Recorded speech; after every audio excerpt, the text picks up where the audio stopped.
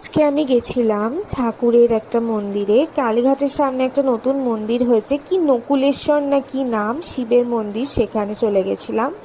তারপরে ওখান থেকে আমরা চলে গেলাম, দেখে নাও মন্দিরটা কিন্তু ভীষণ ভীষণ ভীষণ সুন্দর, আর একটা শান্তি লাগছিল গিয়ে।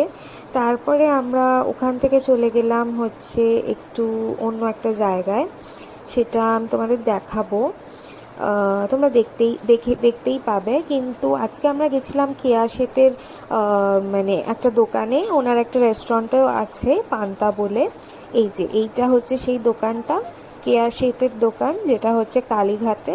ওটা খুব সুন্দর, আর প্রাইসও খুব একটা বেশি নয়। তবে আমি 2 বছর আগেই এখান থেকে জিনিস কিনেছিলাম, তখন অবশ্য অনেক এক্সপেন্সিভ ছিল, এখন অতটা এক্সপেন্সিভ নেই।